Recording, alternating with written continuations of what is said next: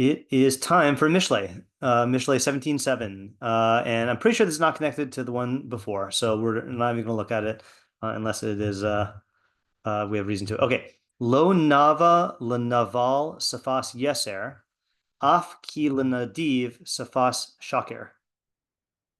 So half these words should be familiar, but anyone want to take a stab?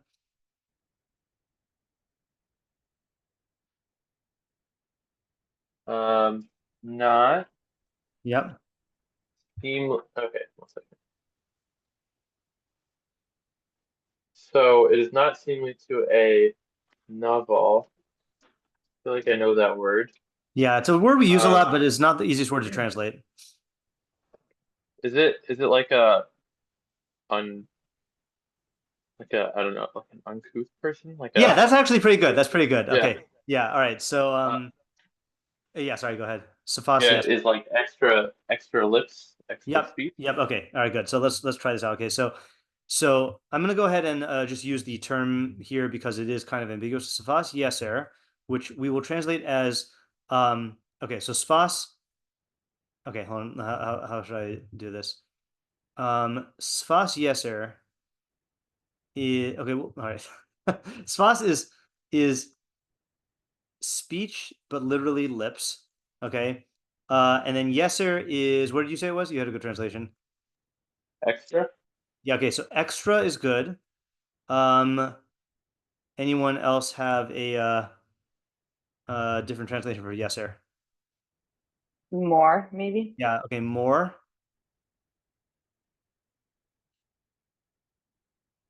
So the other translation I would do, and I got this from the R Scroll, which we'll see in a little while, is lofty. Okay, so sfas yeser is a certain kind of speech, extra speech, more speech, lofty speech, or extra lips, more lips, lofty lips, is not nava, seemly. And only because seemly is not the word that we use in English, it feels like an archaic word. I'm going to go ahead also, I'm very influenced by our school this time, is not befitting for a novel. And Isaiah translated novel as an uncouth person. Is there a one word translation for novel that we could use? Here they say foolish or senseless, but I don't really like that. Ignoble. I mean, Brute? No, not brute. exactly. Okay, that's closer. Although brute might have carry more connotations. So I think the best word, like for a novel that kind of includes a lot of these things, is low life. Okay, but we'll see. With this point, one things we have to define. Okay, off key. Now, off key is an expression. Okay, it's how some people sing, but no, that's not what it is. Uh, You know what off key is? Um, even so, maybe? Very close, very close. So Even it if? is, yeah, so it is certainly, or if you prefer, kal v'chomer, like even more so, linadiv sfas shakir. To the I don't know, is it related to like Nadava? So that's Nadiv? one interpretation. Yeah, there's basically going to be two interpretations of nadiv. The other one is we say in Tehillim a lot of times, like lahoshivi im nadivim im nadive amo, or where else do we use it? I feel like that's the most Like common. noble? Is Yeah, it the no. Okay, noble? yeah. So and then sfas sheker. Oh, false lips. Yeah, false speech or lips, right? Okay, so even certainly for false speech for a nadiv who is either a noble or generous person. Okay. All right, so let's look at our we got more translation work to do here. Okay, let me just skim here and see if they say any good words. Ignoble men. Oh, they say much less lying lips in he that is noble, but that's for novel. What do they say? Fool. Yeah, see, fool is just too vague, especially in Mishlei. All right, fine. All right, we'll see what the English translation say. Yeser is remainder, excess, preeminence. Okay, I guess you could say leftover, like for remainder. That's a little weird, right? But it is a translation. Remainder, remnant, rest or other part of, excess. Okay. Over and what and above. Okay, fine. Nadiv is inclined, generous, or noble. Okay, so we got both of those, right? Noble or generous. Okay. Matsus Tzion says Nava is milashon na'eh.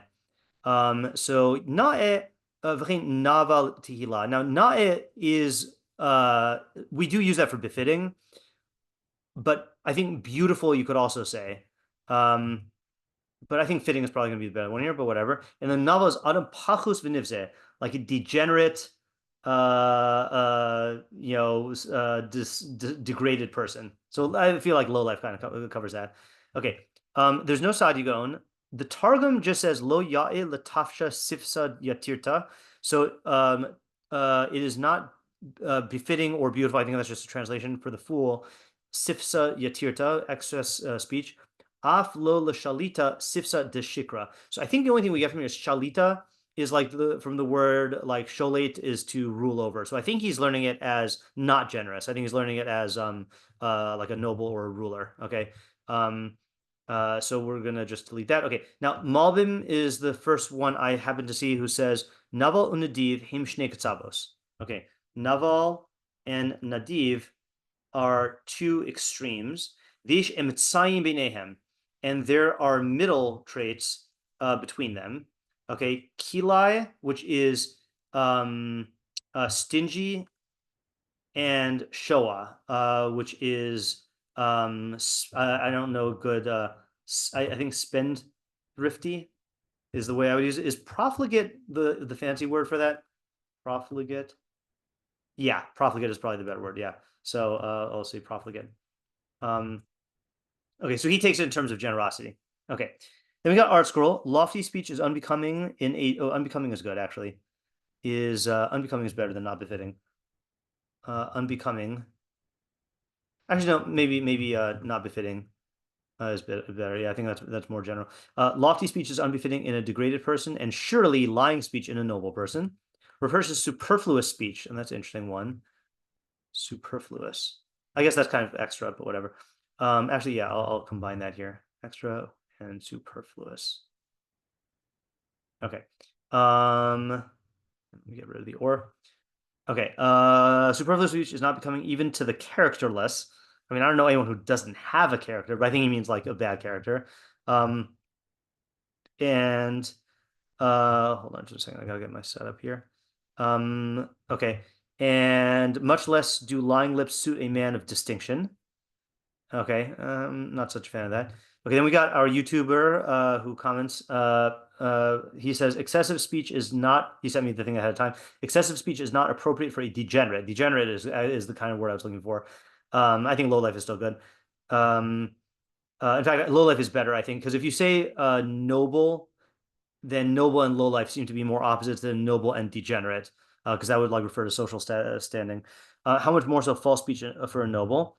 Alter says unfit for a scoundrel, overweening speech. Overweening is not a word that I ever see. Much less for a nobleman, lying speech. Now, I included the Alter because I like what he writes here in the footnote. The meaning of yeter related to the term that means more is not entirely clear. It could mean something like highfalutin.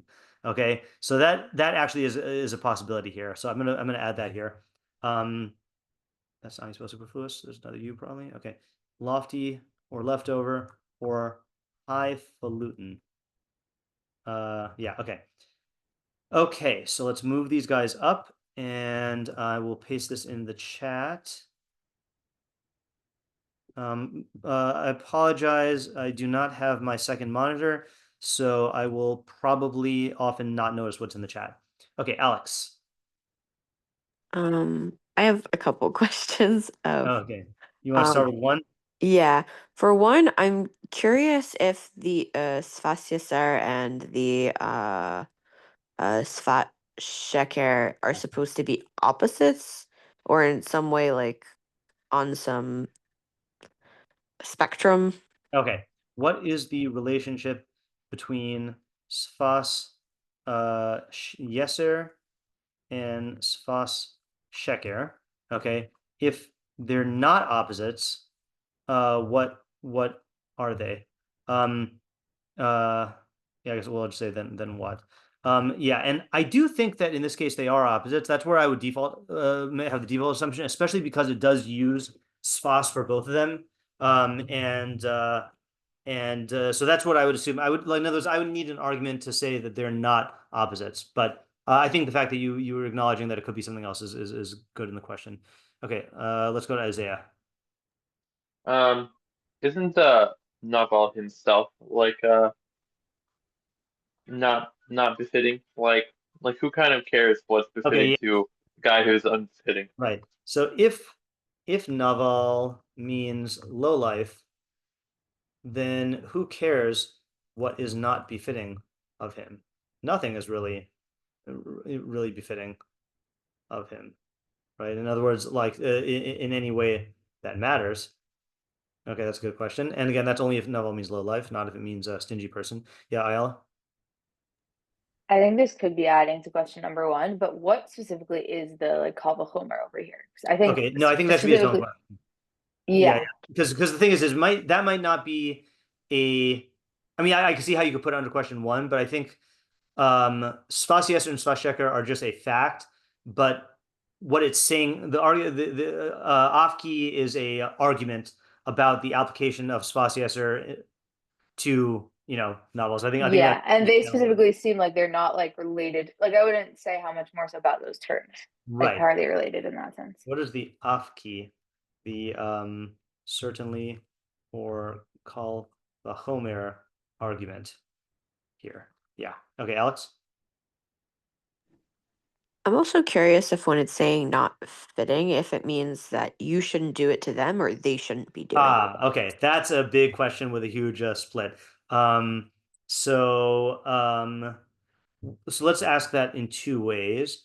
What does Nava, which is befitting, mean in this context? And then when the pasuk says that this speech is not befitting of this person, does it mean not befitting to be spoken by that person or about that person? That was a question, Alex? Yeah, exactly. Okay. Ayla. What are the personalities of the Naval and Nadiv? Yeah. Even before, yeah, I assume when you say personalities, you mean like the definitions? Yeah, Yeah. that's Okay. it. Right. Okay. Yeah. So, what? Yeah. What? I don't know where I'm going to put this. It doesn't really matter. What are the definitions of Naval and Nadiv? And I'm going to go ahead and just throw in there, how are they opposites? Because this is another one where everyone I've seen, even if they learn different definitions, hold that these are opposites. Yeah, Zia? Oh, I think that was just my Oh, question. But okay. also like why are we using these specific characters here and not like some other Mishlei archetypes? These are like I feel like slightly strange ones. Okay, that kind of question, unless I'm misunderstanding it, that kind of question, I often don't like because unless you have a compelling reason to say it. In other words, because the way I would answer is I would say, well, Shlomo HaMelech is trying to make a point about these types of people. So unless you already have a reason to think that he shouldn't make this type of point about these specific people, or that what he's saying could apply to many more people, or whatever, then I'm not so. That's like saying, why didn't he write another pasuk instead of this pasuk? So unless you like, let me think of an example of one that we've had that you could ask that question for, and then you can tell me if you think it does apply here. Like, let's look at ones that we've done this year so far. Okay,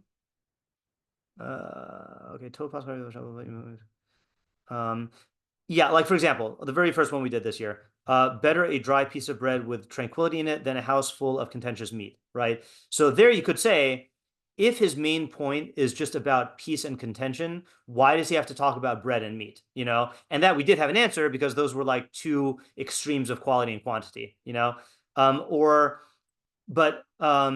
but let's say like we had this one, crucibles for silver and the melting pot is for gold. Hashem tests hearts. I know this is not what you're asking, but if you ask, why is it talking about Hashem testing hearts? Why not testing like something else, I'd be like, well, because this is about Hashem testing hearts, you know? So like either I'm not understanding a specific thing that's bothering you here, or I don't like the question. Yeah, I think the thing that's bothering me here is that like it seems like you could have plugged in lots of other people into this pasuk and it still would make sense because like saying like at least the translations that I'm going with mostly Yeah. of like superfluous or extra speech and not befitting, etc. Like I feel like that's true. Like that the first half would sound like it was true for like any person basically. Like I don't why novel specific. In fact, that's like one of the weirder like ones to put there. I would think Okay. yeah. Yeah. So I'll tell you, maybe you and I are going off the same intuition. For me, that exactly is why I will not ask the question, because the terms are so hyper specific that he's clearly getting at something about these specific people, you know.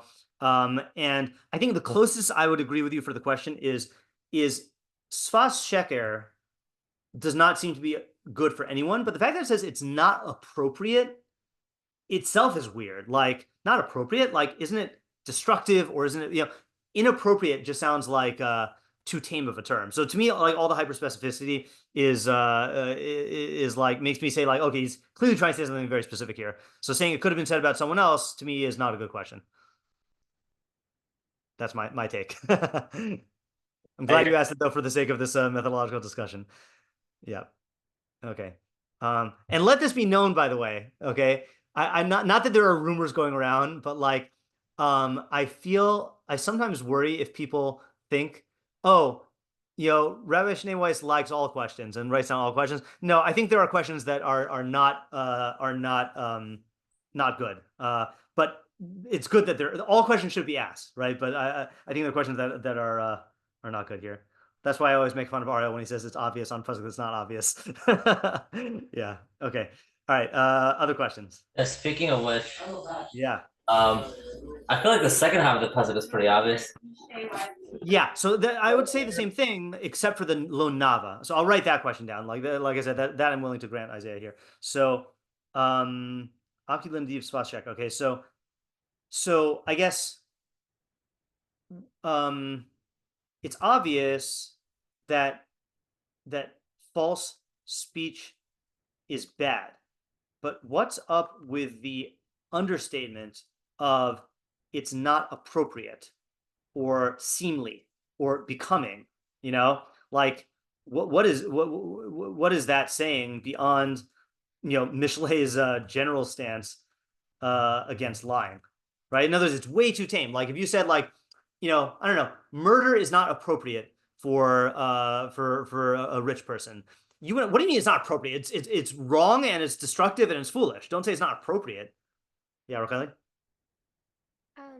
It seems like, I don't know if this is the same question as 5, but it seems like superfluous speech would actually be befitting a lowlife. Like it is something that characterizes him. Okay. So, you know, we have not yet asked what the definitions are. So let me first ask, I'm going to put this here. What are the definitions of Sfas Yeser and Sfas Sheker? And then what is their relationship? What is their relationship? Yeah. And yeah, I'm going to go ahead and assume that they are opposites. Okay, fine. And then the question is, so let's ask this as, why isn't Sfas Yeser befitting of the novel? Okay. And then like, wouldn't you think it is befitting? Now, was there a particular definition that you thought that made you think it would be befitting? I was just thinking of like extra or superfluous because I feel like lowlifes aren't necessarily careful with their speech and just okay, right. Meaning if this is a good thing. Yeah, so let me actually just add that here. Especially if Sfas Yeser is a good thing. Now, the reason why I was slow to get that's what you meant is because that's what I meant. What was that? I don't think I meant sfas yeser is a good thing. Oh, so then what did you mean? Like meaning extra speech, like not necessary or unhelpful.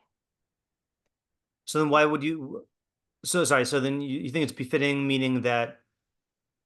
Meaning, wouldn't a lowlife, isn't that a characteristic of someone who's a lowlife? Oh, okay. So now I'm realizing why I like the other translation better. So not becoming.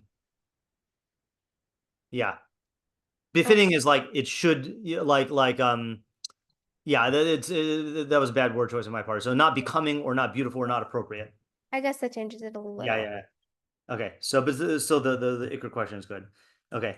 Okay, what else? Do we also ask? Oh yeah, we didn't ask the same question for the second one, right? So why I guess I'll just tack this onto here. So what about Sfas Sheker is not becoming of a noble or a nadiv. Nadiv, yeah. And then I'll say furthermore. Yeah. Okay. You see how I'm just totally resisting making this even a question? I can only fold it into a question that I approve of here. Yes or Are we missing anything here? Oh yeah, we're missing a couple things. Yeah, Racheli? I guess this is just further on the question of what defines a nadiv, but is it referring to like noble or generous, like status wise, like a rich person or? Okay, right. So I'm gonna tack that onto here, which is, I guess, to what extent, I guess I'll just not to what extent, are these, character traits, or societal statuses? So like for example, statuses. Statuses. If it's generous and stingy, so then presumably it's a character trait, although I could see an argument for saying it's some sort of social status.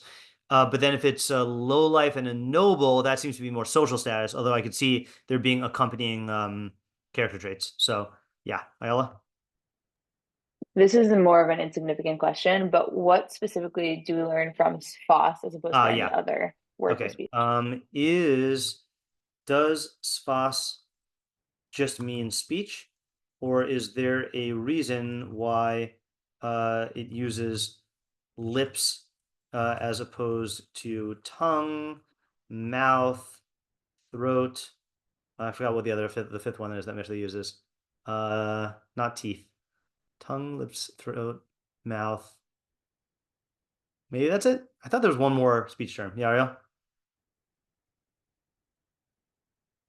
Oop, you're muted. Oh, sorry. What's the harm of a novel using elevated speech? Yeah, okay, that's the question that we were missing. The big question here is, so what? Who cares? What are the consequences of either side, right? And this is why to me this is such a bothersome thing. It's not becoming like that's not a consequence, Like tell me some harm or some benefit here. Right, like just to play out the logic for a second. Yeah. The guy's a lowlife, right? Yeah. Either he elevates his speech and he makes himself look more than he actually is, but who cares? Right. Like, so what? Everyone knows he's a lowlife, so why are you gonna take it seriously? Right. Yeah. And if he does elevate his speech because he wants to, I don't know, make himself look elevated, it doesn't really even make a difference anyway. Like even if he's trying to manipulate someone, let's say, Yeah. What's that gonna do? Like who? It's a little confused. I don't know. Yeah. Yeah. It's good. Okay, and then we didn't ask what is the decision-making scenario. Okay. And then I think here the question of who is the intended audience is going to be very contingent on the question that Alex asked, which is this saying that it's not befitting to be spoken by that person or about that person? If it's saying it's not fitting for these people to speak this kind of speech, then presumably the audience is a novel and a nadiv. But if it's it's not fitting to speak about people like that. So then we really need to know who's being addressed here. Okay, I feel. Oh, and you want also let's ask what's the subject here, because this one's very important, right? Because let's say Novel and Nadiv is about levels of generosity. So then, is this about generosity, or is it about speech, or is it about social status? Like this could be anyone. That's where this is a good example where it really is important to ask what the subject is, because it could be about so many things. Okay, I'm gonna go ahead and start copying and pasting the questions, and then we can think. Oops, how many? This time I could get it in 2. There's no way I can't get it in 2, right? Let's see, there's 1 through 7. Famous last words. 1 and 8 through 13. Did it work? Oh yeah, it worked. Yay. For once. Okay. 8, 9, 10, 11, 12, 13. Okay. All right. So then let me go up to the pasuk again, and let's have our thinking minute and think.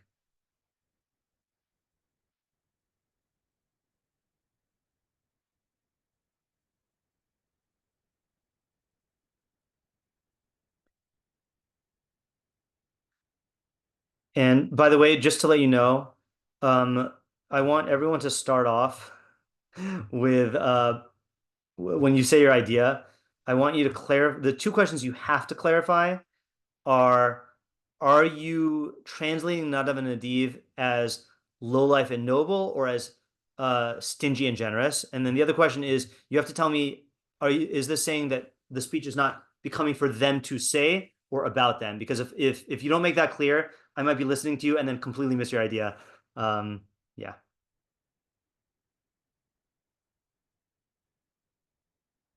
Okay, let's start with Isaiah. Okay. Some parts I feel like are a little bit loose, but I'm gonna try to say it.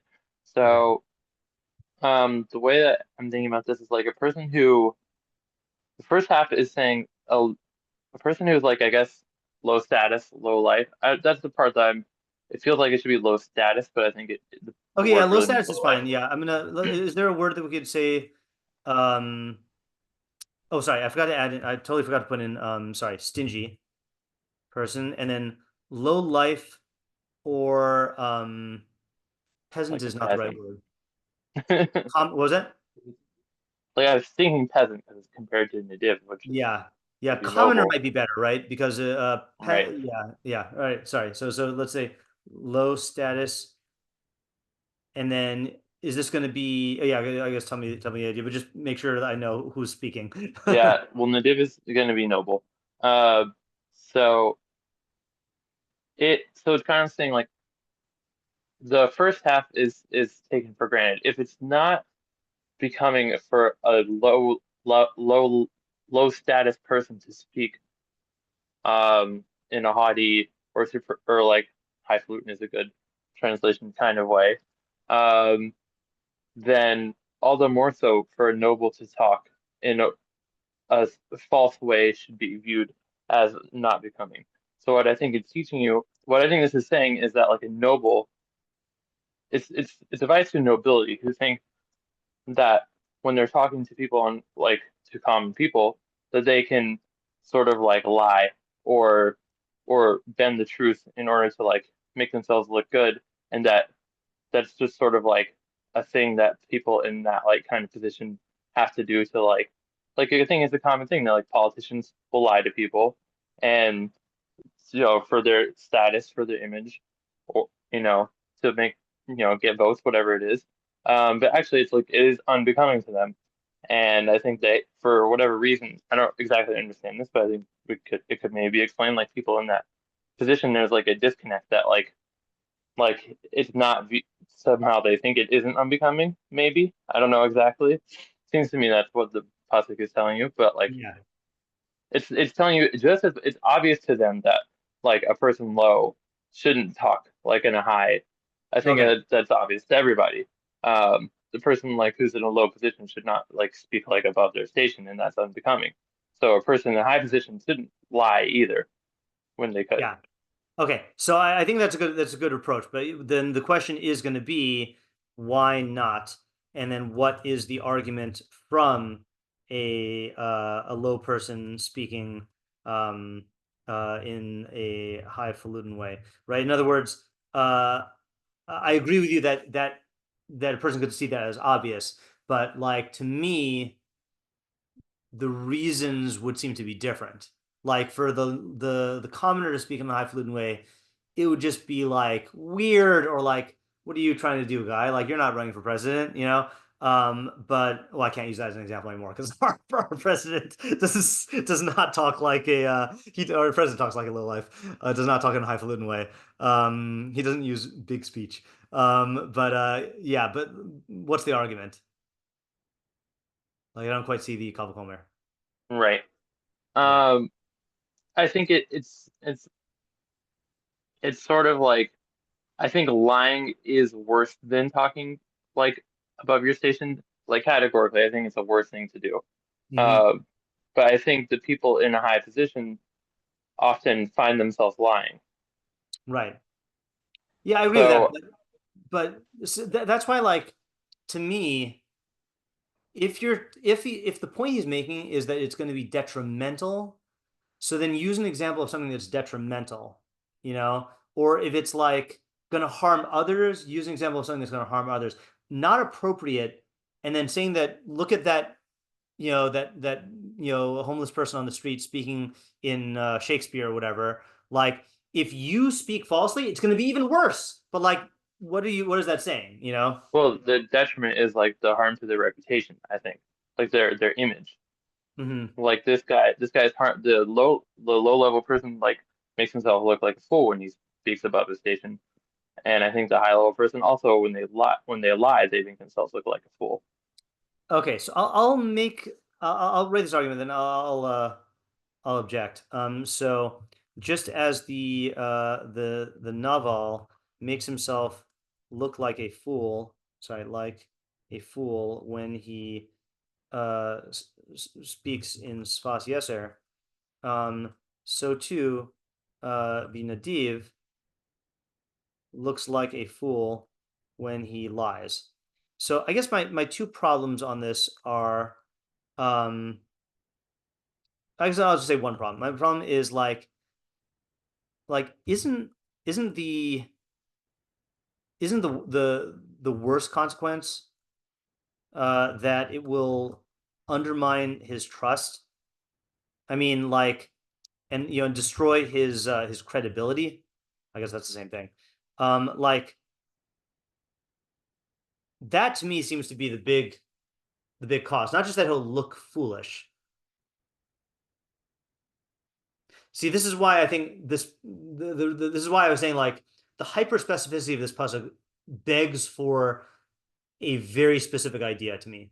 Like, there's so many other things he could compare it to, that I don't think it would do the pasuk justice to say that, he's just saying you're to leave it at this. I mean, yeah.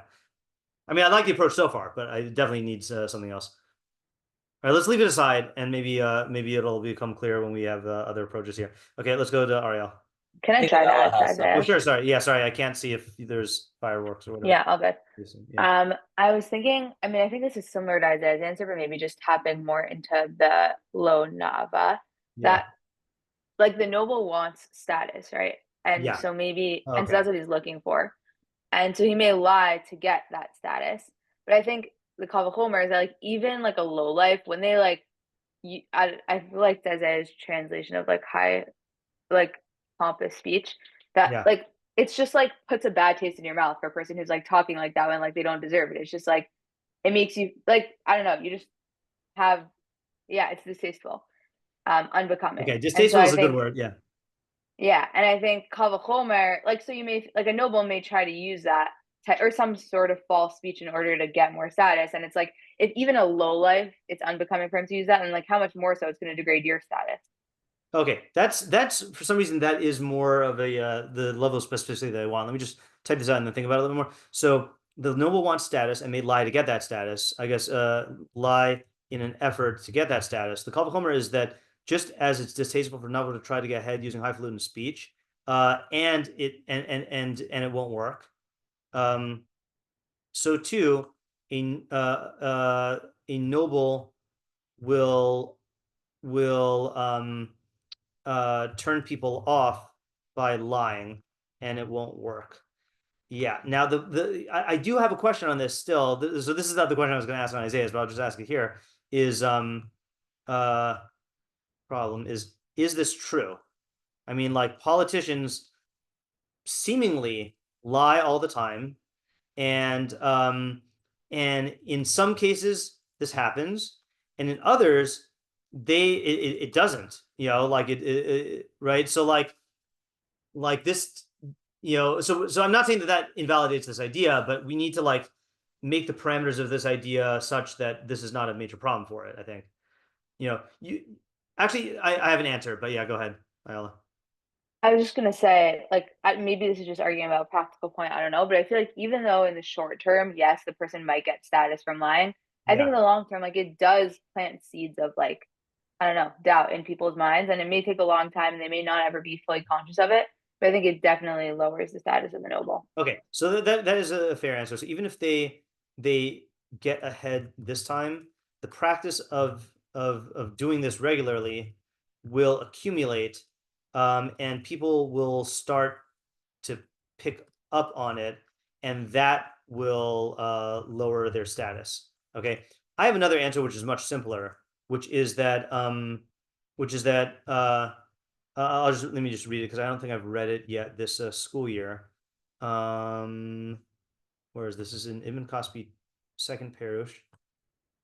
I think.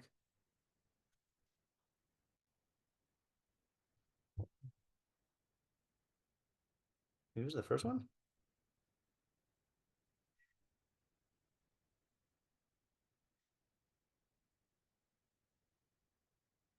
Oh, I forgot where it is.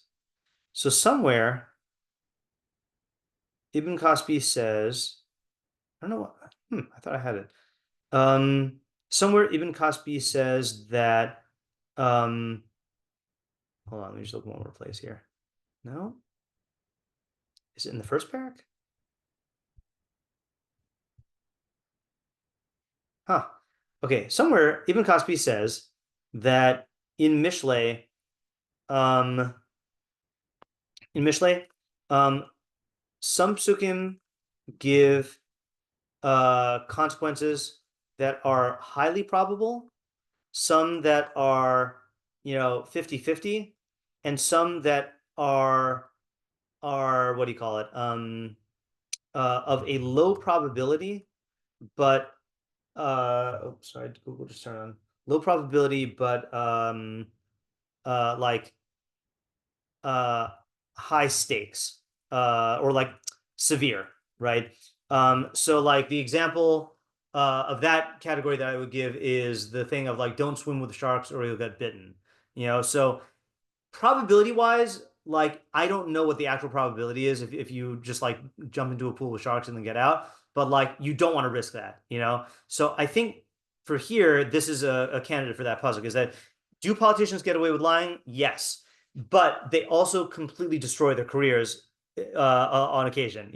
So you don't want to try to do this, or else you'll run the risk. And you should look at it in the same probability, or not the same probability. You should look at it with the same obviousness. This is where what Isaiah was saying is good. The same obviousness as seeing a low status person like trying to look fancy. When you look at that guy, you're like, what is this guy doing? It's ridiculous. That's how you should imagine people looking at you if you are gonna be tempted to lie to the public. Okay, good teamwork. I think that's a good salvation of this approach. Okay, any other ideas here? Can we just give an example maybe to bring it home? I want to give an example of each half, starting with the low life, just to fix it in our minds here.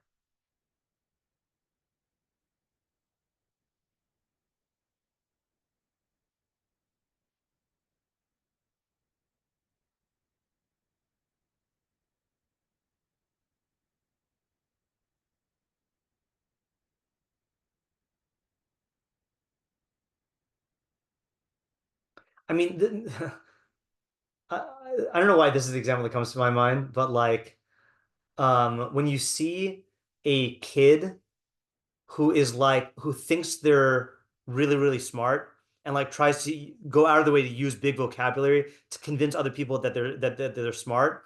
You're like, come on, kid, you're just trying too hard. Like it's just we all know that like you just read these words in this dictionary and you just want to like use it to try to convince people that you're intelligent. Like you're not fooling anyone, you know? So I think that's an example of that.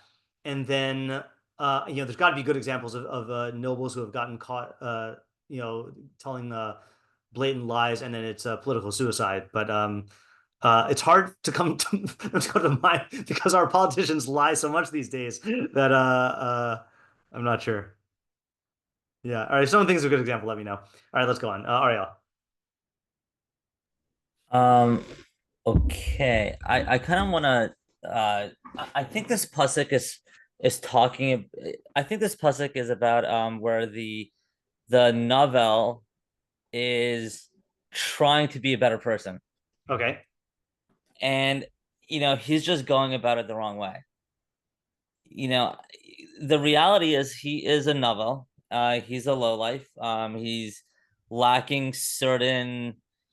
I don't know. He's like lacking something that makes him low. Like, he could be lacking discipline. He could be lacking. I don't know. Whatever. So you are learning low life as like character, not just social status, right? Character. Okay. Yeah, character. A degenerate. Okay, yeah.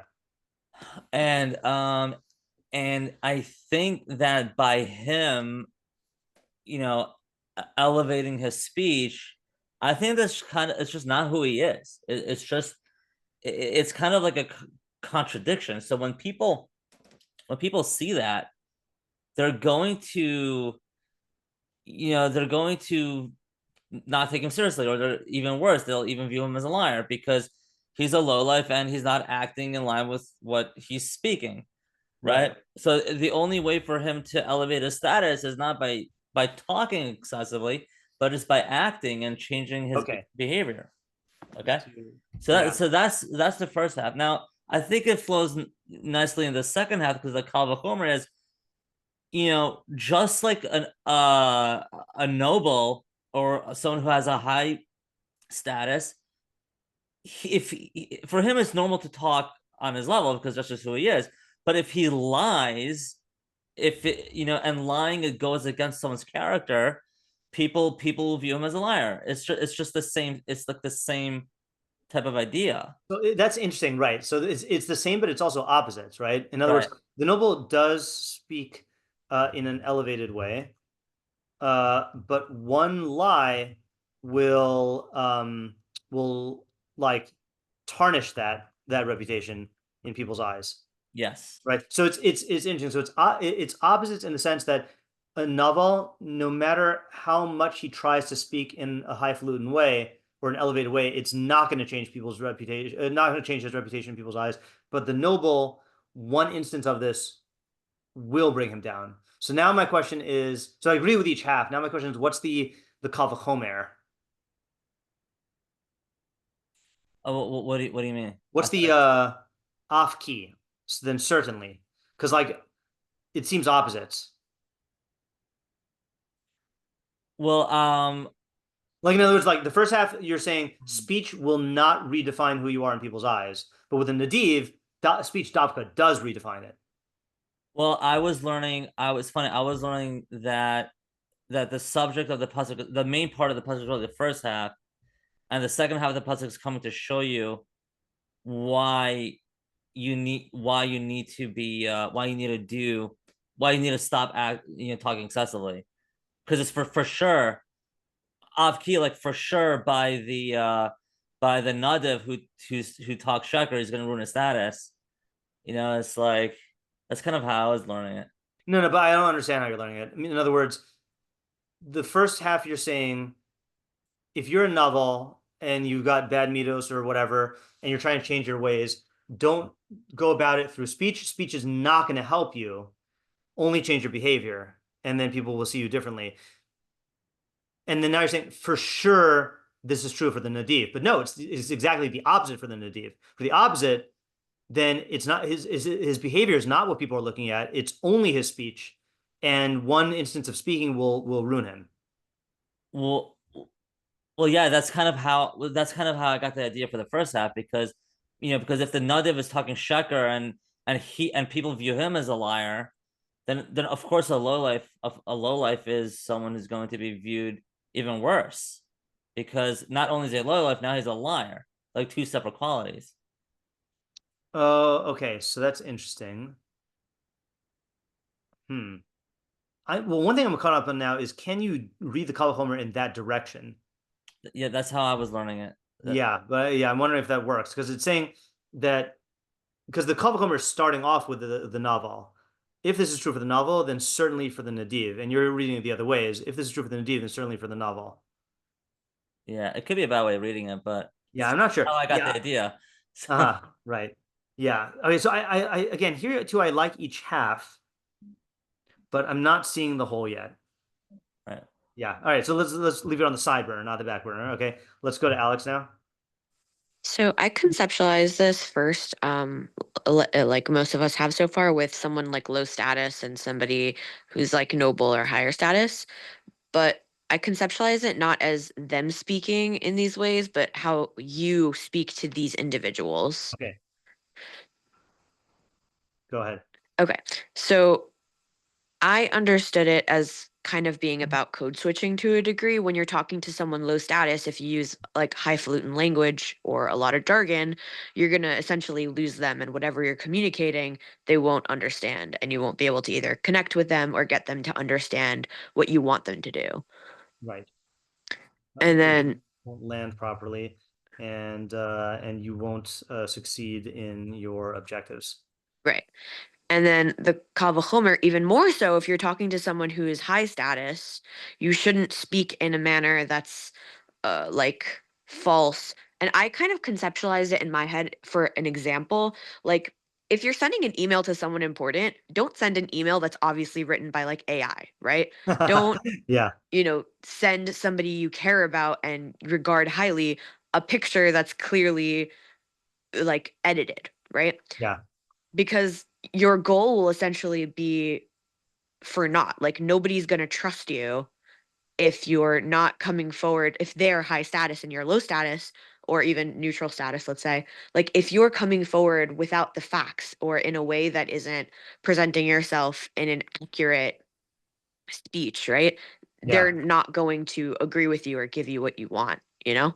Yeah. Okay. So I'm adding this other point. So they won't trust you, and it'll be even worse if you're of a lower status than them, right? If you're trying to reaching up to them. Yeah. Okay. That's really good. I like that idea. I actually I'm gonna give actually I'm just gonna put a placeholder here. I'll call on Racheli next, but my students, I went over this with my students this morning, and David and Max came up with a good idea along those lines, but slightly different. Okay, this is good though. Racheli? Okay, so basically, I'm defining it also as low status, high status, low life, and noble. Okay. I read it as talking about the low life and the noble person. Yeah. So basically, I think the difference between Svas Yeser, Sorry. and and Svas Sheker is that both of them are bad, but Svas Yeser might actually be true. It's just still Okay. necessary or wrong. So I think here's how I saw it, is that the low life, like if you gossip about a low life and you say something negative, it's probably true because they are a low life. However, this is still unbecoming for you, who the pasuk is addressing, like the speaker, because this is unnecessary and detrimental to your character. How much more so, in reference to a noble or societally respected person, to gossip about them falsely, like to slander them, is very unbecoming and will ruin your character. And this might be something that someone wants to do. Like, this might be a temptation because people kind of want to even the playing field, or like not look up to the noble person so much or like find a flaw in them, but you need to respect that they're a respectable person and counteract that desire to gossip about them. And yeah. Okay. That's a good approach. I'm saying that desire, right? So let's just let me just think it through, and then I want to find examples of this. So if you're speaking about a low life, you might dismiss it because, and I think the best translation here, by the way, is we'll see a lot of the meforshim go like haughty speech, like speech that is designed to like boost you up and like put them down. So if you speak that way about a low life, what you're saying is probably going to be true, but it is going to ruin your character. And I think, I don't know if you were saying this or if this is just like a consequence that is sticking out of my mind, is it's not really going to ultimately to achieve the goal that you want, even if it does in that particular thing. That speaking that way is just going to show, like, let's use an extreme example. Like if, let's say we walk through Manhattan, and every time we pass a homeless person, I like mock them and make fun of them. So obviously I'm destroying my own character, but you, the bystander, are going to look at me and be like, this guy is so insecure about his own standing that he needs to like make fun of the poor people. Like, like that, it's just like, it's just not going to boost my status. And anytime you see someone, picking on people lower than them, like it really just, it says more about the person who's speaking than the person who's being spoken about. And as you're saying, that is sfas yeser. That's not necessarily even false, but all the more so if you speak falsely about a person in a higher status, then it is going to look like you're just trying to shoot them down, and that's not going to be a good look for you either, and is not going to achieve the type of like social boost that you really want. Yeah. Okay. That's a good idea. Okay, this is nice. Okay, so let me share with you, going back to Alex's, the idea that David and Max came up with. So what they said is the pasuk is speaking about someone who is trying to manipulate others through their speech, through their manner of speech. Okay, the example. Hold on just a second here. I just want to think which direction to explain this in. So if you try to use fancy or highfalutin speech to manipulate a person of lower standing, it can backfire because they might see that you're trying to pull a fast one. Okay, like if you are, let's say, like you see, unfortunately, you see people do this all the time. Like when you see someone who is viewed as an expert on something being asked by someone who's not an expert, and the expert like dodges the question by throwing a bunch of jargon or rhetoric or name dropping around. Like some people do get impressed by that, but other people is like, this guy's just trying to avoid the question. Like he's just trying to like he just thinks he can pull a fast one over because he has doctor in front of his name or because he's rabbi in front of his name. Like that's not like it's not going to work. I have a good example of this, by the way, which I can show on a YouTube video after shiur. Okay, someone remind me. All right, so that's that, and then likewise, well, I'll say the call for in a second, but likewise, there are people who are in high positions who will go so far as to tell outright lies, and sorry, I'm mixing up two pshatim. Likewise, there are people who try to manipulate those in power by lying to them, and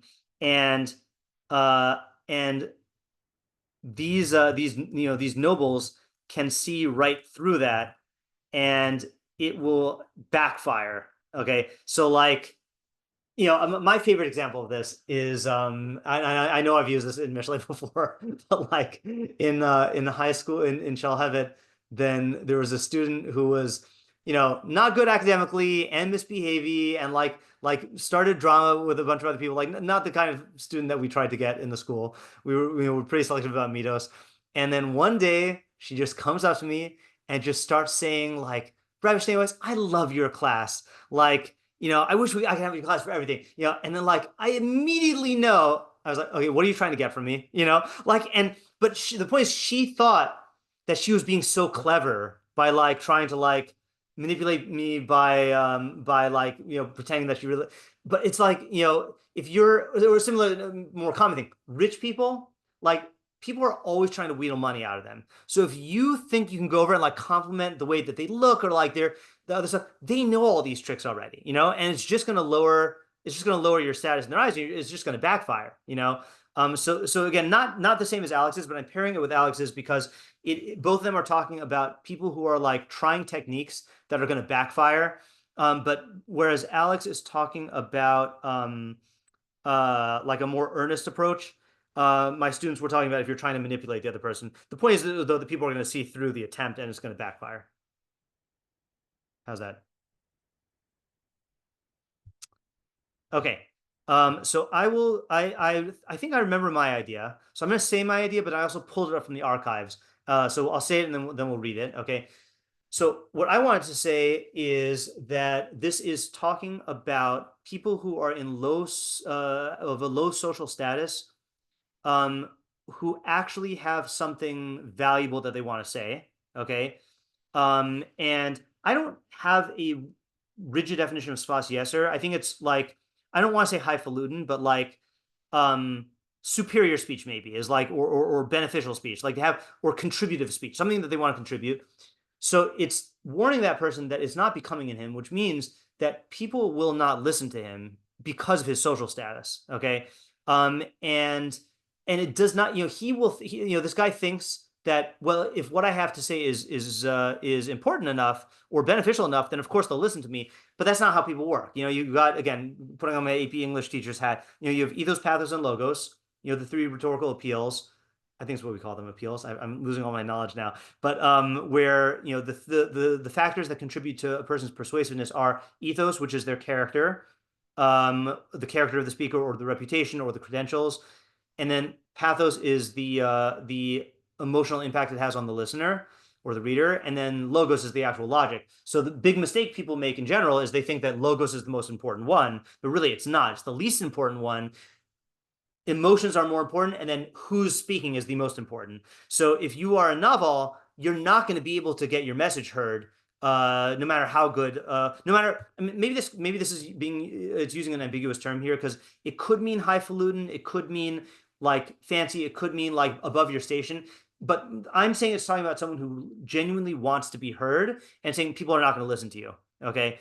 An example of this is, what I hold is or not hold. I mean, I do hold it's the best novel that I've read, but my favorite novel is East of Eden by John Steinbeck. The best character, or there's a lot of good characters. One of the best characters is Li, who is the Chinese servant. And for the whole first part of the book, then to most people he talks in a very pidgin English, broken Chinese thing, and pretends to be like this like dumb Chinese servant. But he really is this like sophisticated philosopher, and like he lets in certain people on that knowledge. But like one time, another character says like, "Why do you talk like that if you have such good vocabulary?" And he has this good statement. I wish I could find it. I should have looked it up ahead of time. Basically about like when people look at me, they expect to see a dumb Chinese servant, and if I give them anything other than that, they freak out and like it starts trouble. So I might as well be like the dumb Chinese servant. And then he basically takes Ariel's advice, which is to just, let your actions speak for themselves, and so people recognize his wisdom through his actions. So that's the first half. Okay. And I'll tell you the practical application in a little while. And then the second half is saying Akila Nadiv Sfas Sheker, that even though people in a high status do sometimes lie, people tend to assume like people, I'm saying a Nadiv is someone who people look up to. And, now I'm not remembering my idea. So let me read my idea in my notes and we'll see what I came up with here. Okay. Yeah, my idea was people tend to evaluate speech based on the persona of the speaker rather than the actual content. Consequently, they will miss out on valuable insights. Oh, okay, that's what it is. They will miss out on valuable insights uttered by a lowlife, and they will be oblivious to the lies of a noble. Okay, the wise man will be, so that's the thing. In other words, people do not expect nobles to lie. Even though we know that nobles do lie, people don't expect it. I don't know if it's because of the aura or whatever. The wise man will be aware of this tendency in himself and in others and will take precautions against it. He will not be influenced by the persona of the speaker, but instead he will accept the truth from whoever says it. Okay, so I was putting this as advice for the listener, not advice for the speaker. Let me just think about that for a second. So for the listener, it does make sense that you should try to not be blinded by who's speaking. You should listen to their words and focus on that. So even if the person is in a low situation, listen to their words and ignore their status. And if the person is in a high situation, don't just automatically trust them. And then what I wrote is saying, that's what I wrote. And then what I was trying to say earlier, which I guess I got it mixed up, is if you are in the low life situation, so the practical advice is be aware of this tendency in others and make your contributions heard in through other channels. So an example I give is, there are times when students come to me for advice, like let's say in an entire grade, and they want to make the administration hear something. So they say like, oh, we're going to write a letter. We're going to go to them as a group. I say, no. Pick the kid in your class that the administration likes the most and respects the most and make them the mouthpiece. Because if they see that this is coming from someone who has, behavior issues or is disrespectful, they're just going to shut off and not listen to you, And then this is going to sound bad, but I think the advice would be that, that's funny, this is kind of contrary advice here, but let me think about it for 1 second here. I mean, there's two political philosophies here, right? About is it ever appropriate for a leader to tell a lie or to bend the truth, And there are times, let's take a common example. There are times when a parent will need to not divulge the full truth to their kid, especially young kids. And, they need to be aware of the fact that there is this latent trust, But you also need to be aware of all the other Mishlei ideas that we said, which is that if you get caught, it can be disastrous, and people, you'll destroy your credibility. So yeah, I saw your hand up earlier. Yeah. Okay, this just made me think of another somewhat similar approach to a lot of them. Yeah.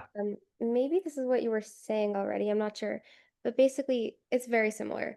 Just that as advice to the low life person, extra speech or whatever will not elevate your status, which is why I feel like this is similar to Ariel's idea that it won't get you where you need to go. First, you need to elevate your status as a human being, and then you'll be heard.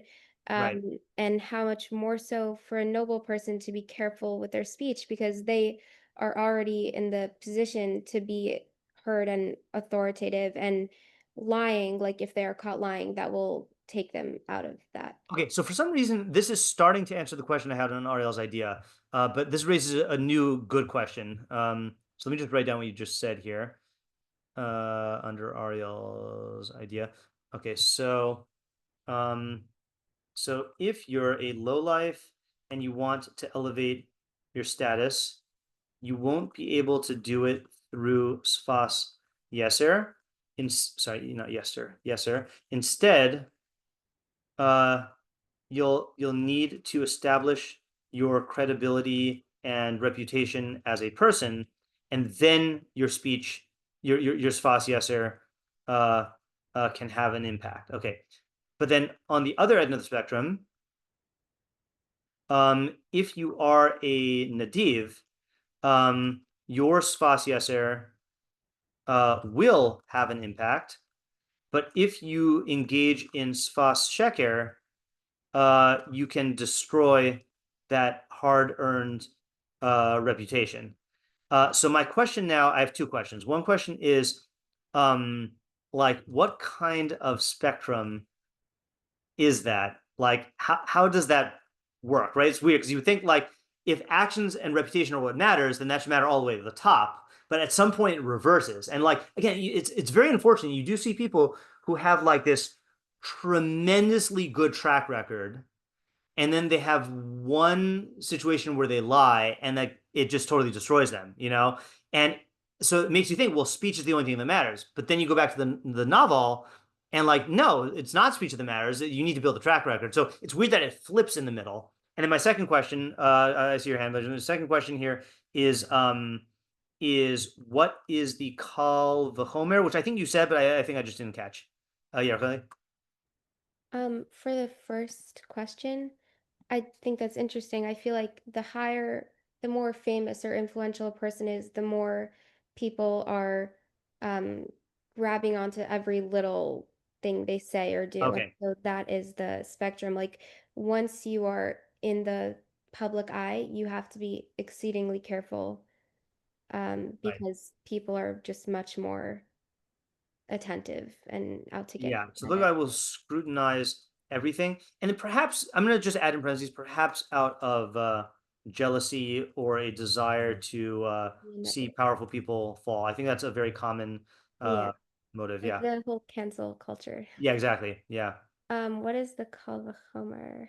Right. So maybe you said it and I just missed it because I think because this is the similar to the question I had on Ariel, which is that like I see it being the opposite, not a kal v'chomer. Well, it's kind of the opposite. I feel like it's like, one second. Oh, how about that? Maybe we could use your first answer to answer this, which is like this: is the low life isn't scrutinized because because people just don't believe in his significance. Right. So that's why he has to build up a track record of actual like accomplishments, and that will draw people's attention to his good qualities. In other words, the kal v'chomer has to do with scrutiny. I think scrutiny is the key here, right? Scrutiny is like for someone in a low position, words will do nothing, and actions, I'm not going to rewrite the idea, but yeah, I think that's the kal v'chomer. Kind of still the opposite. I don't know. No, let me see if I can express it. Then I'm not going to write it. I'm just express it verbally here. Is like,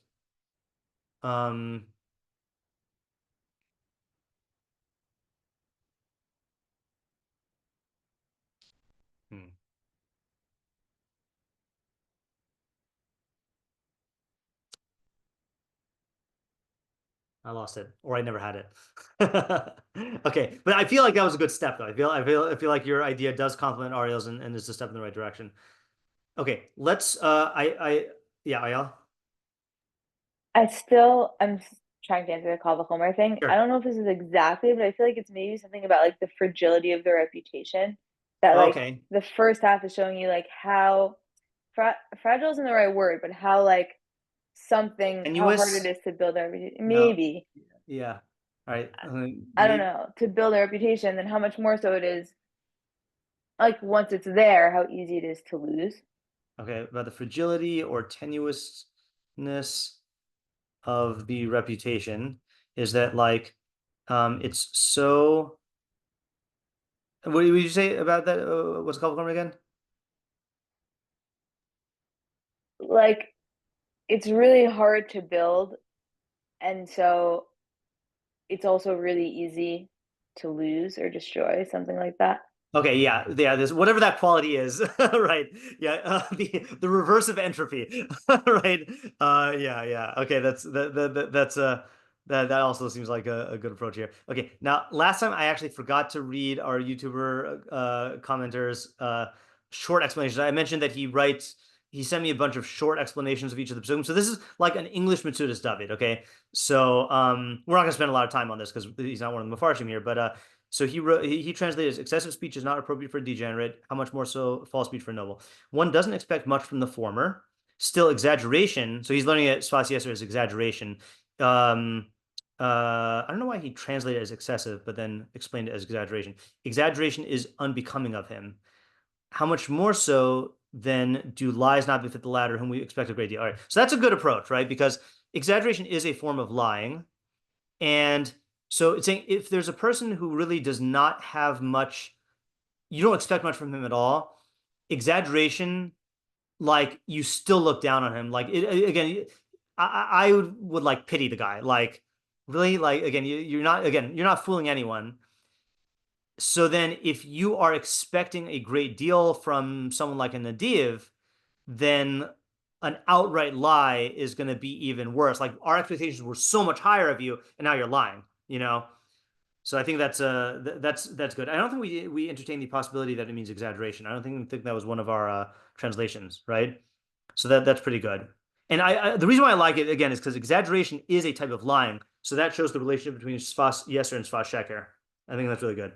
Okay, then next, alternatively, the former has no business boasting. It's unseemly.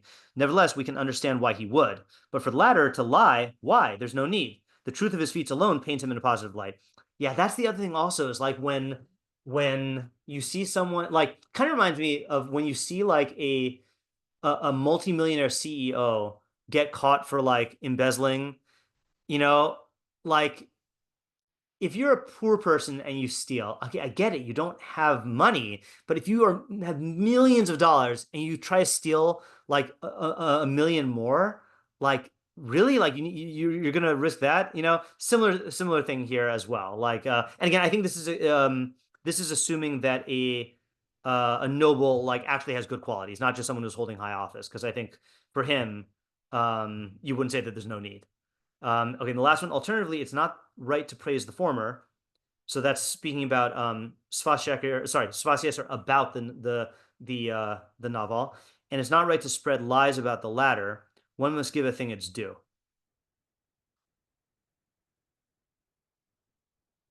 So he's interpreting Sfas Yeser as praise. As praise, yeah. Interesting. Yeah. It's interesting read. Yeah, this is the. I mean, I haven't thought about this, but on the surface, this is the least favorite of mine of the three. But I like the other two. I want to spread lies about the latter. Yeah, I also it's not resonating with me. One must give a thing its due. Why? It's not right to spread lies about anyone. So yeah, I don't know. Okay, let's look at some of our meforshim here. All right, so Metzudas David. Let's start with him. I have not read him yet. Lo na'e be'ene hanaval divrei ma'ala v'yisron. Interesting. So words of virtue or stature. I don't know how he's using ma'ala, and yisron, and advantage or superiority. I'm just not sure where he's going yet. Are not becoming in the eyes of a naval. And he doesn't desire them. The kol shekain, okay, all the more so. Shalod na'e sfas sheker be'ene mishin nadva libo b'chachma. Oh, I'm sorry, there's a totally different interpretation here. All the more so is false speech not becoming in the eyes of one who has devoted his heart to wisdom. Kiyoser yimas hachacham b'sheker mishi yimas hanaval b'divrei mala. Interesting. For a chacham despises falsehood more than a naval despises words of virtue. Okay, so I think virtue is how he's going. And say betterment, I think is probably a better translation here. Okay, so that's an interesting idea. Hold on, I gotta look at this chat here. Yeah. Okay. Okay. So, what is the main idea here? There's a very interesting interpretation here. So, just to summarize in my own words, even though I'm not really adding anything, just to summarize the facts here, is the novel is not interested. I guess the novel I guess detests talk about virtue because he doesn't want it. Kal v'chomer, the chacham despises falsehood even more than the novel hates virtue. Yeah. So I mean, the questions that strike me here are like, what's with this juxtaposition? It's just a weird comparison here. What do we get? What do we get out of the comparison? And like also, and what's the Havamina? Right? Meaning, would we think that, I mean, like, no, there's like, presumably, we know that a degenerate is not into virtue, and we know that a chacham is not, doesn't like sheker. So like, so would we? So I guess like without this pasuk, would we just get the degrees or like quantities wrong? Yael? Just a question to clarify how he's reading the pasuk. He's reading the div as chacham. Yeah. I don't know where he's getting that from, but nadvach libo b'chachma. And I don't know if it's just a regular chacham. I mean, sounds like the fact that the pasuk says nadiv means like he like is all in on chachma, which is makes it even harder. Like if you're devoting your whole life to chachma, then of course you hate falsehood. Yeah, Racheli? Okay, so I don't know if this is kind of obvious, but I feel like virtue is like the direct opposite of degeneracy.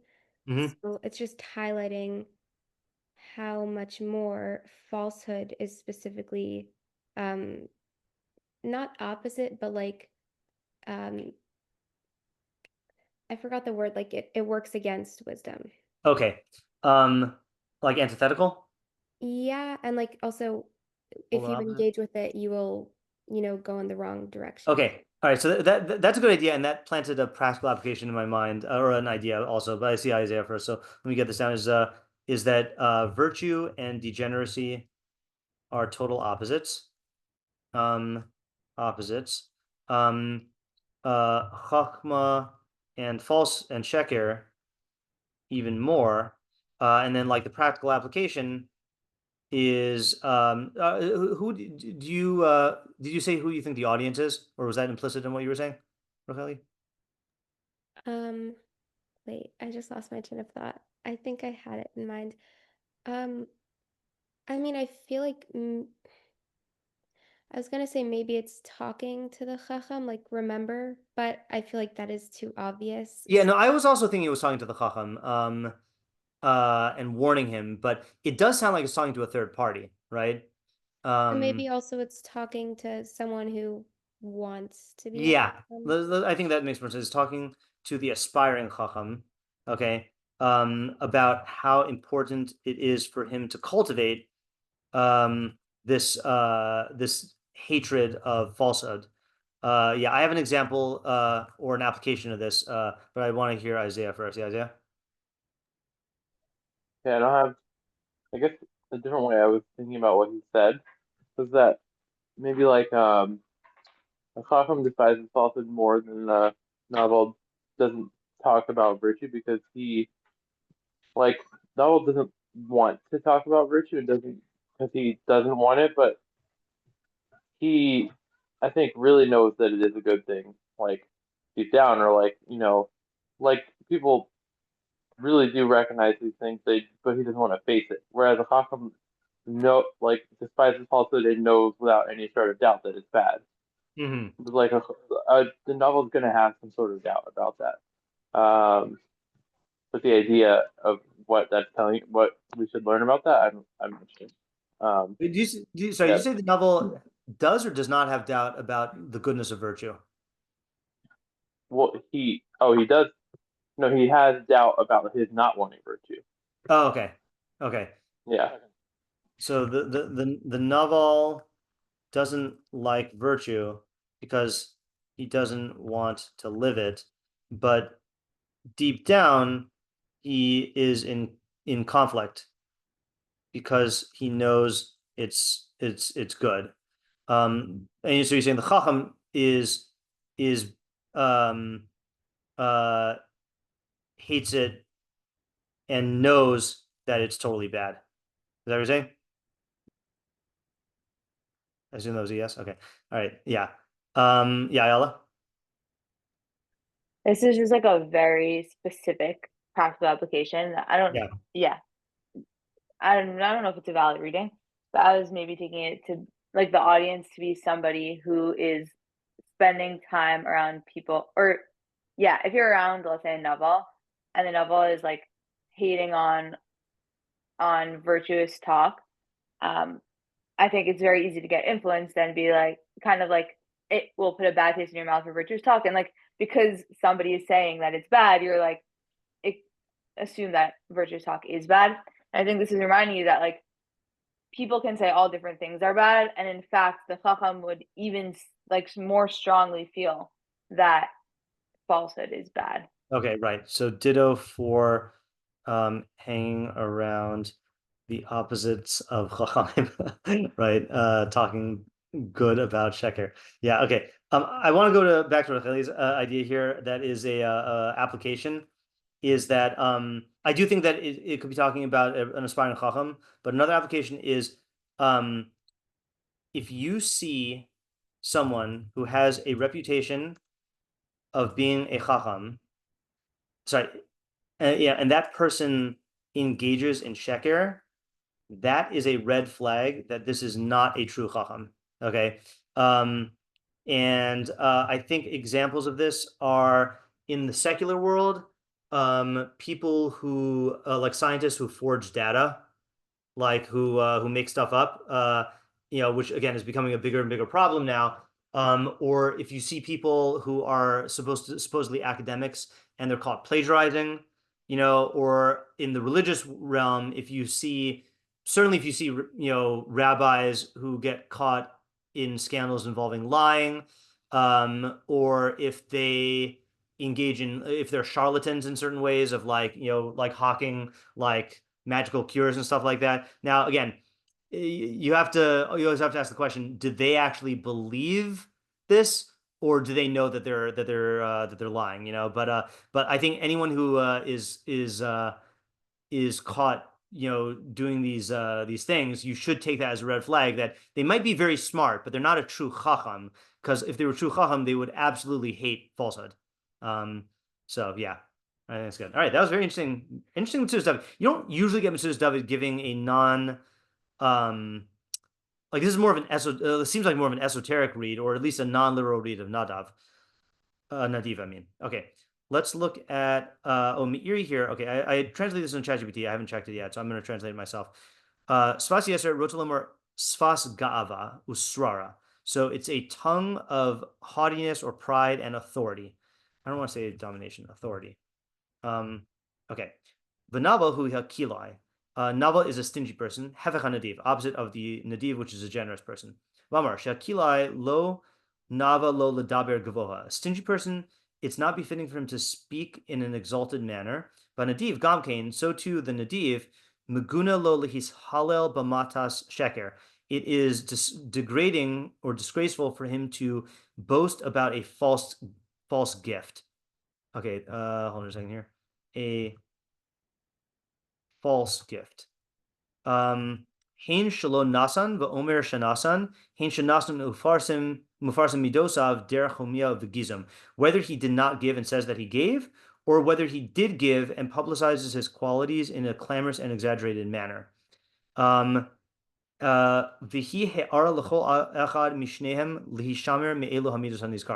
This is a warning for each of them to guard themselves from these traits.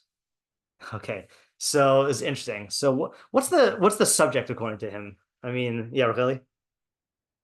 I was gonna ask a question. Yeah, sure. Just like why is it necessarily that a stingy person, it's not fitting for him to speak in an exalted manner? Yeah. Also, he doesn't really give. He doesn't flesh out what that means as much as he does for the nadiv, right? So, what would it mean to speak in an exalted manner? And he says again, a tongue of pride and authority. I guess he's saying, like, just to summarize here, is a stingy person shouldn't brag about how great he is, okay?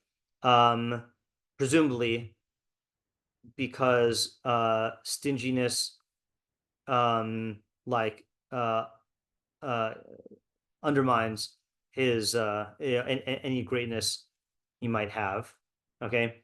And then even more so, a generous person shouldn't brag about his generosity, okay, whether by fabricating it or by exaggerating and drawing attention to it. So now the question is, what's the subject? And then what's the main idea? I should say, what's the subject? What's the main idea?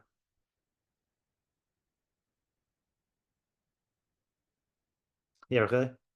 Okay, just for the second, like, what's the main idea? Like, maybe it's saying a stingy person is not really great. So bragging about it would undermine maybe the small amount of greatness he has.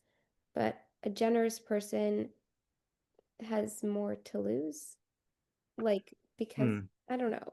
Actually, I'm not sure about this. Yeah. So, I mean, one thing, I don't know if my mind is just on the examples we gave before. I know we weren't talking about a generous person, but like, I do feel like with a generous person, I'm just going to start this idea here. Like with real generous people who don't boast, okay, their actions do speak for themselves, right? So, but if you have a genuinely generous person, okay, who also engages in sfas sheker, it makes people believe that the real reason for their giving is public recognition, okay, which means that they're not truly generous, meaning like lishma, right? And people will stop admiring them for that, right? So like it is interesting. I mean, to an extent, like this could be true even if you're not I mean, he says this, even if you're not boasting about it. Like if you like, I would love to see, I heard a story that someone did this once, but like it'd be hilarious to see a building, like a Jewish building, like a shul or a school, that says this building is the, like they'll call like places after the name of the people who donated the money for it, like what if they call it like Yeshivas Anonymous, and like the person who donated like was anonymous, like, but no, the people who donate to these buildings and get their name, like most of them get their names up there, I mean, I'm sure there are cases where it doesn't happen, but like but it does make you sometimes wonder about like, why don't they donate it anonymously, like, are they just really trying to get the recognition? And again, I'm not trying to impugn people who give a lot of money, but there are people who want to get a lot of money who like to be known for giving a lot of money, so and then once, if they're lying about it, then they definitely are doing it for the reputation, because then it's just to get the reputation for it, like that's the only reason you would lie. Yeah, okay. Okay, I just thought of like a more general question. Yeah. The Meiri is saying that this is a warning to each of these people. Yeah. That they should guard themselves against this. I feel like in general, someone who's learning, especially Mishlei, which is like wisdom, wouldn't be a stingy person or wouldn't identify themselves that way. Like, okay. Meaning, Yeah. this is kind of a general question of like, if someone says that a pasuk in Mishlei where it seems to be a warning to like a person with negative character traits, or a wicked person, like how would they get that warning if they're not really likely to be engaged? Yeah. So first of all, I do think that the traits of stinginess and generosity sorry, of stinginess. The trait of stinginess is not something that correlates with a person's interest in Mishlei or in wisdom. Like it honestly, from life experience and also from listening to this podcast, what was it called? I don't listen to it anymore. Hold on, I want to recommend it though.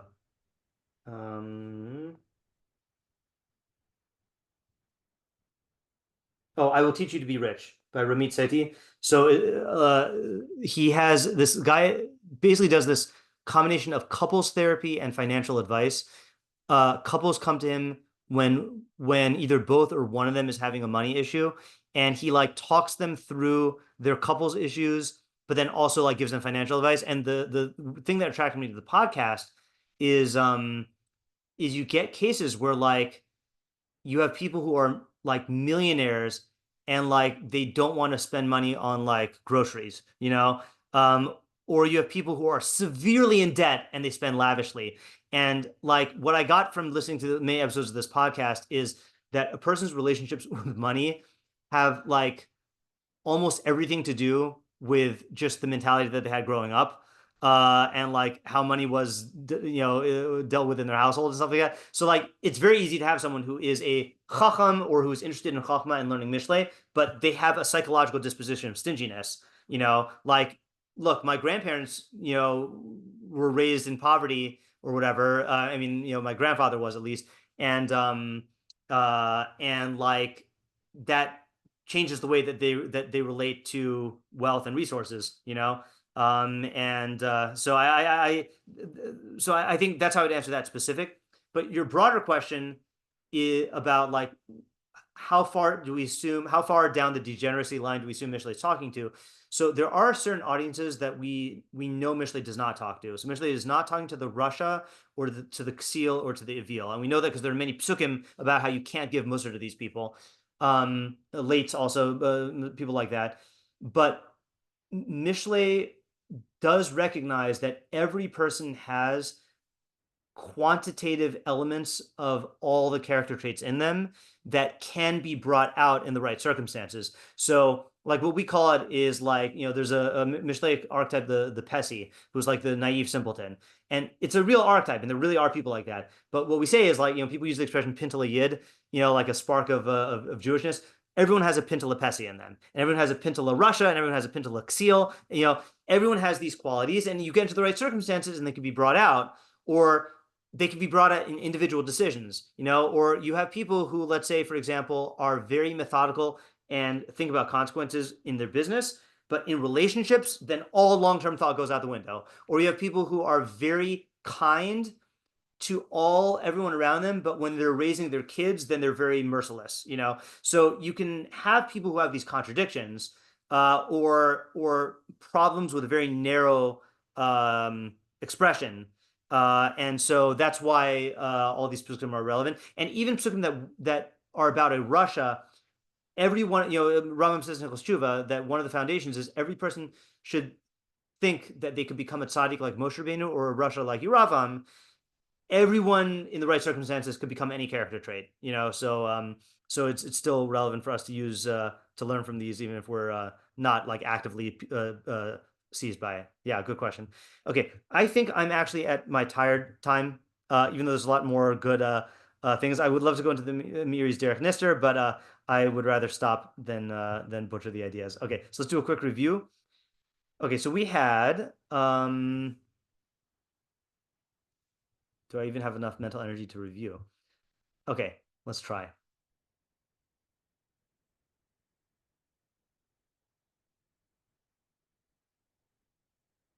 Okay, so I'm just gonna say Ayala's idea because I can't merge them with Isaiah's, even though they're similar here. So, the pasuk is about people who are trying to get or retain their status, right? And using certain types of speech in order to do that. But when people sense that they're using their speech to do this, it turns them off.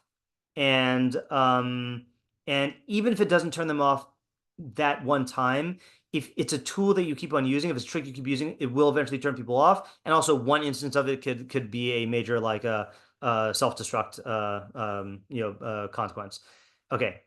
Then we had Ariel and Racheli's idea, which is that the lower you are in society, the less your speech will have an impact on how people view you. So you have to build it up with an actual track record. But then there's a certain switching point where you get high enough in society, and really your track record does not historical track record doesn't matter as much as your words, and you can get canceled for saying the wrong thing or for lying. And we were theorizing that the Kal V'chomer has something to do with like something about the nature of a reputation is it's very difficult to build up, and it's very easy to destroy. So that's the continuum that the Kavachomer is based on, but we didn't really articulate how that works clearly. Okay, then we had Alex's idea and David and Max's idea, which is that it's talking about speaking to these people with these types of speech. Alex was saying if you're trying to get something accomplished, don't use speech that is above the station of, over the head or above the station of the person who you're talking to, because you're not going to succeed. It's just you have to, the code switching, she used the word code switching here. Hold on a second. I'm just going to write this from my notes for myself. Subject is code switching, or failure to do so. So you have to speak in the language that they understand. And if you're speaking to someone in a high status, then you have to be very careful to not lie to them or be perceived as lying, because that could jeopardize it. Do we explain the Kavachomer there? I mean, the Kavachomer is really in the need for caution, because presumably you're going to be judged much harsher and mess up more opportunities when you're talking to someone in a high position than when you're talking to people lower, usually. And then David and Max's idea is if you're trying to manipulate someone through these types of speech, then there's a good chance that they'll see through it and it's going to backfire. Okay, so then we had Racheli's other idea about talking about these two types of people with these types of like bad speech, that it's going to be unbecoming. Others are going to look at you in a bad way if you are always speaking bad about people who are lower than you, and if you are spreading lies about people higher than you, then all the more so. And the reason why you need this pasuk is people do try to like boost their ego or level the playing field through this type of speech, and it does not work because it just makes you look like a jerk for talking about that, even if you can score cheap points. Okay, so then there was my idea, or my two ideas really, about one is the one I wrote, is that you, the listener, should ignore social status when you're listening to people. And so if you have a novel who's saying something valuable, listen to the speech, don't like, you should ignore who it came from. An example I gave earlier, I forgot to mention this here, is like a lot of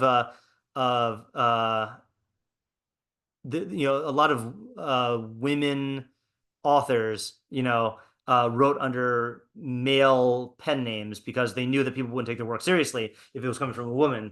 And so they were using that. Sorry, I keep on mixing up my ideas. That's for if you're using the speech. Let me hold off that for a second. So if you're listening, you should listen to the content and ignore who it came from. That's the example I always give. Walt Disney would listen to ideas from anyone who worked for Disneyland, even the janitor or the gardener. And then,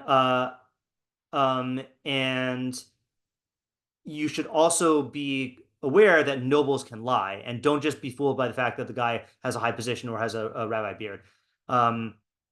Okay, but then as a user of speech, if you are a lowlife and you have something valuable to say, be aware that people will not view it as becoming. So find other ways to communicate your idea that sidestep this ethos issue.